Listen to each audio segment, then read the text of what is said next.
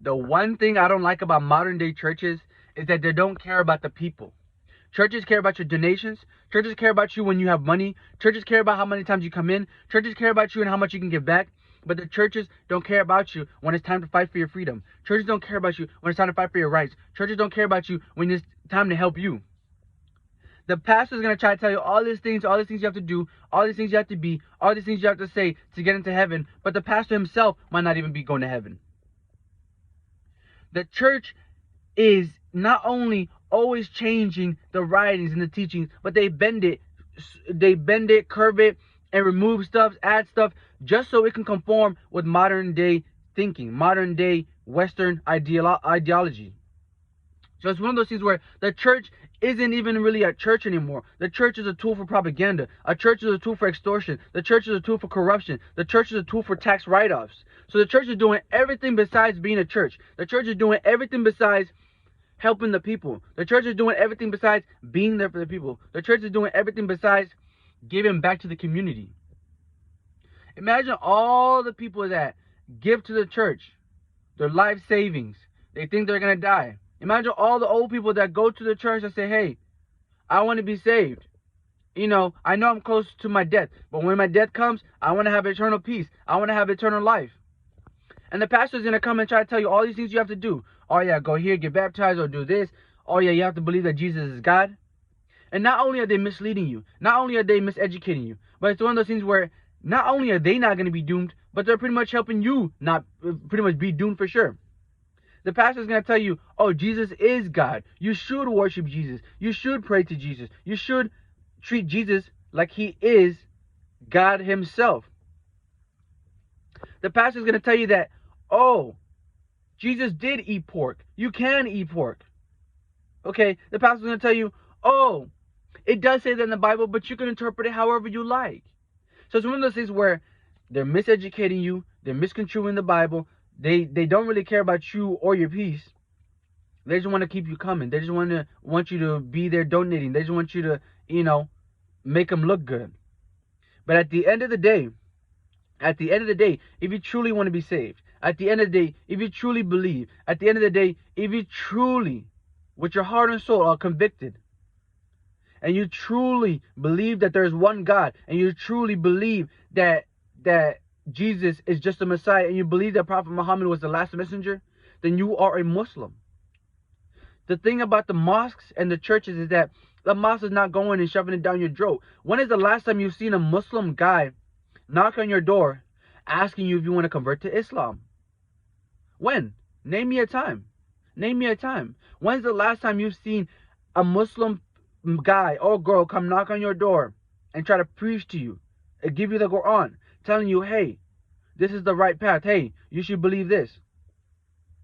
They let you come and find that peace yourself. They let you come and explore that yourself. They let you find the truth yourself. Because nobody can force you to convert.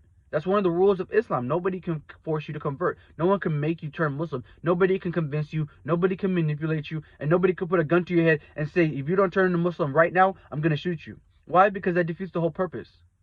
That defeats the whole purpose.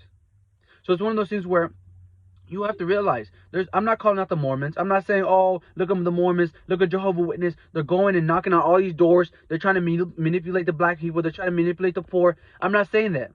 But the point is, there's a reason why you don't see Muslims going and knocking on door to door, but there's a reason why you see the Mormons do it. There's a reason why you don't see Muslims knocking door to door, but you see Jehovah do it. Okay? And there's a reason why you see Muslims as one of the fastest growing religions in the U.S. and in the world. Why? Because people starting to believe, people starting to see, people are seeing all the traditions. People used to think that women were so oppressed. They realize they're not. People used to think that the men were so misogynistic. Find out that they're not. So it's one of those things where people are starting to realize the truth. People are starting to realize that it's not as bad as people were making it seem. Not every Muslim is a terrorist. Not every Muslim is a Taliban. Not every Muslim works with ISIS. So it's one of those things where people are starting to realize. The more people that realize, the more people that seek the truth. The more people that seek the truth, the more people that get involved. Okay? And so like I said, that's what Islam is for. Islam is to be that bridge. That bridge that helps you be saved in the next life. There's so much evil in this world. There's so much danger in this world. There's so much bad in this world. There's so much killing. There's so much death. There's so much pain. There's so much envy.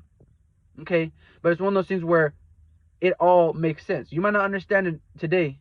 You might not know anything about Muslim Islam. You might not know anything about the Quran, but you could always start your journey. Like I said, nobody can force you to commit. Nobody can force you to be the religion. Nobody can force you to do anything you don't want to. If you want to be doomed and go to hell, you have that privilege, you have that right, and you have that freedom. But it's one of the things where if you if you actually wanted to go and be saved, if you actually wanted to go and be educated, you can do it. You can believe in yourself. Okay? You can believe in yourself. Okay, and like I said, there's nothing wrong with going and getting educated and then using those tools, using that power, using that knowledge to go and make the conscious decision. If you go and read the Quran, if you go and talk to Muslims and you don't like anything about it, you don't have to do anything. You don't have to convert, you don't have to practice, you don't have to do anything. But if you do go and you do like what you see, you do like what you hear, you do like how it goes, then there you go. Now you have people that you could be around. Now you have family. Now you have friends. Now you have people that want to help you spread the truth. Now you have people that want to be there for you. Now you have, you know what I'm saying, people that help you be modest, people that help you be saved. Okay?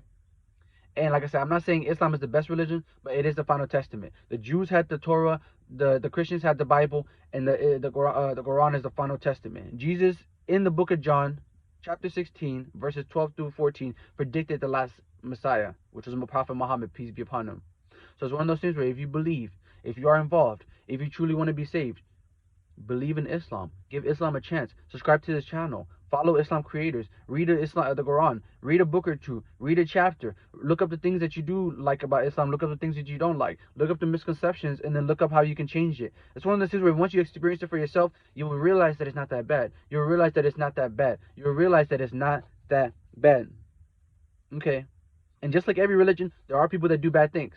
I can say I'm Muslim and go kill somebody. Doesn't mean all Muslims are bad. So I'm like, there are people over there that are doing things that they're not supposed to be. There are people over there that are using the title to justify things that they're not supposed to do. But it's one of those things where not everybody's like that. Most of the people are not like that. Most of the people are peaceful. Most of the people are loving. Most of the people are caring. And they will be there for you. Okay? So like I said, Islam is the final testament. Islam is the final book. Islam is the final revelation. So if you do want to be saved, don't believe in the church. Believe in the Quran. Believe in the Muslim church. Believe in the mosque. Because like I said, that's going to be the difference between you being saved and you not being saved. And if you do want to be saved, there are things you have to do. If you don't want to be saved, there's nothing wrong with that. If you want to be doomed, you can be an atheist, you can be agnostic, you can be whatever you want. But if you do want to be saved, there are things that you have to do. If you do want to be saved, there's things you have to believe. If you do want to be saved, there are things you have to practice. And like I said, Islam says